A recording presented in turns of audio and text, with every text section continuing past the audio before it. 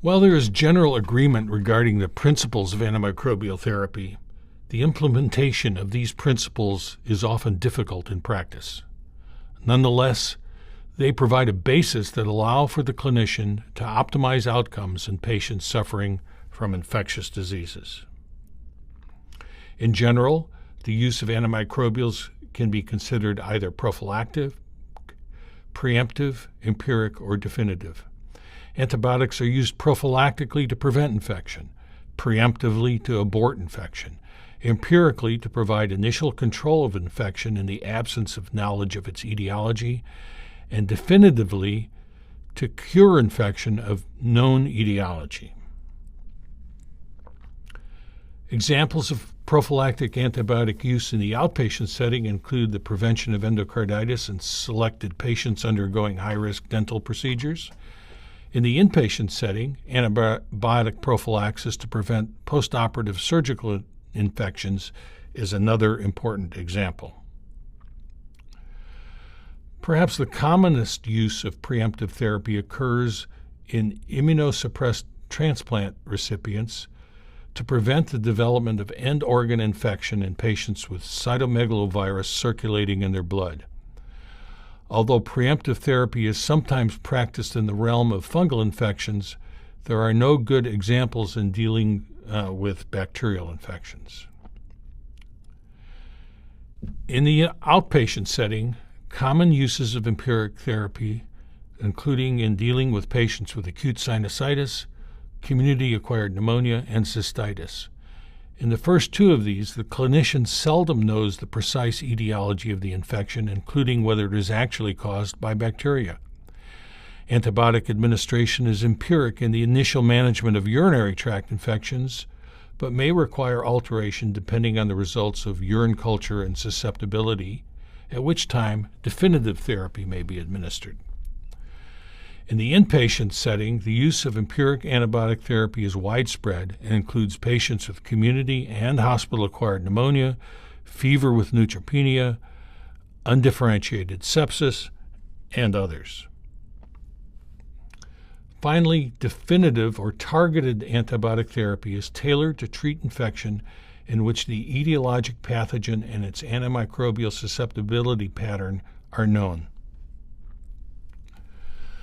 We will now focus on empiric therapy, more specifically on empiric therapy in sepsis. The importance of the choice of an appropriate empiric antibiotic regimen in patients with severe infection is evidenced by the fact that inappropriate therapy, defined as the absence of an administered antibiotic to which the subsequently identified pathogen is susceptible, is associated with increased mortality. Furthermore, the antibiotic must be administered as rapidly as possible, preferably within 1 hour. In patients with septic shock, there is an almost 8% increase in mortality for every hour in delay in initiation of appropriate antibiotic therapy beyond that first hour. Other important elements in the choice of antibiotics for empiric use include the site of infection and the likelihood of antibiotic resistance. Furthermore, identifying the presumptive site of infection provides clues regarding the likely pathogens and may also allow for the possibility of source control, such as drainage of an abscess or removal of a central venous access device.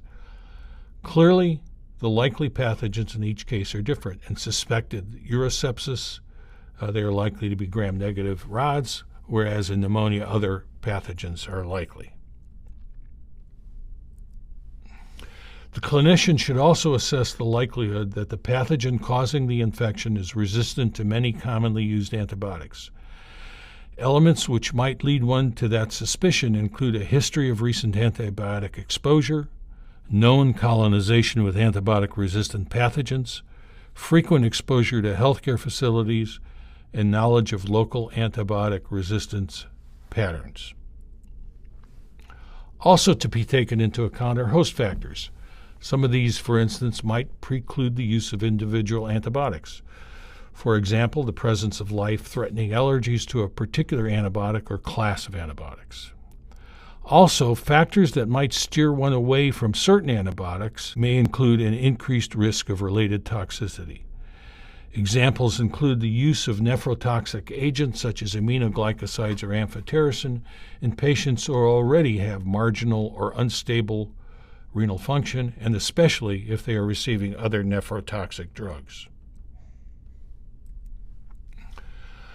Of critical importance in the decision-making process is an assessment of the severity and trajectory of illness. How sick is the patient, and how rapidly are they likely to deteriorate? What, in fact, is the margin for error? If I give the wrong antibiotics today, will the patient still be alive tomorrow? This sort of assessment dictates a lot of the kind of decisions that are made in the management of the patient. Other recommendations include ignoring colonization and only treating infection, obtaining cultures before the initiation of antibiotic therapy without causing inordinate delay in the institution of antibiotic administration, and others. Having initiated empiric therapy, the clinician's job is nowhere near completed. The choice of therapy should continually be reevaluated.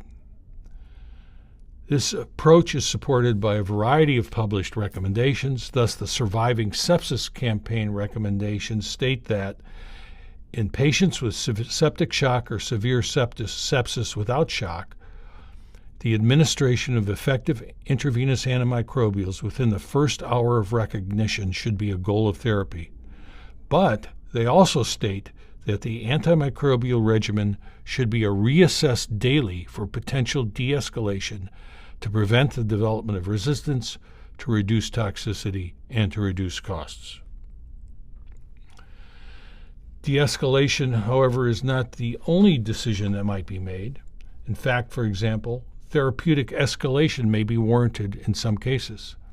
An important reassessment checkpoint generally arises at 48 to 72 hours, at which time much microbiological information is available, as is clinical information indicating the evolution of the patient's clinical status. At this point, a formal antibiotic timeout should be taken and documented.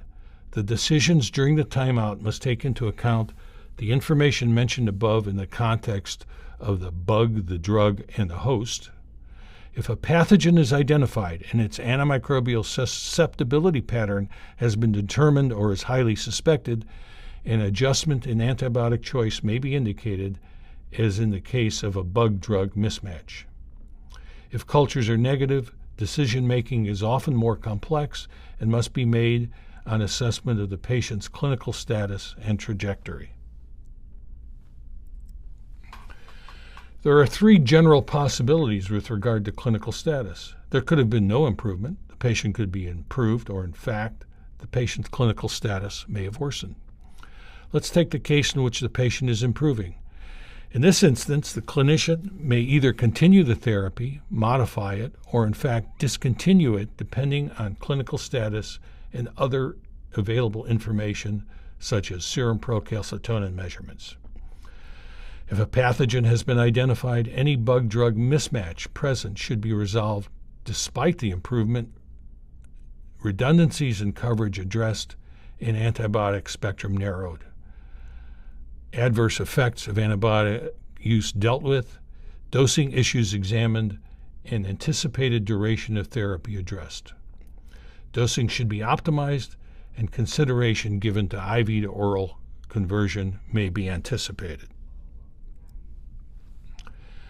The issue of the appropriate duration of antimicrobial therapy is sometimes unclear, but in some instances, at least, national guidelines provide clear recommendation. Thus, it is recommended that hospital-acquired pneumonia be treated for only 7 days. Recent data suggests that in cases in which daily ventilatory settings are minimal, that is, a PEEP of 5 millimeters of mercury or less and an FiO2 of 0.4 or less, antibiotics may be discontinued after 3 days. An 80% decrease in serum procalcitonin or reaching a normal value may also allow early discontinuation of antibiotic therapy. The clinical pulmonary infection score has also been used to discontinue antibiotics at 3 days, but its usefulness has recently been questioned. Decision-making regarding starting and stopping antibiotic therapy is more often than not fraught with ambiguity because of inadequate data. As William Osler said, medicine is a science of uncertainty and an art of probability. We can nonetheless optimize our approach by utilizing the principles of antibiotic therapy.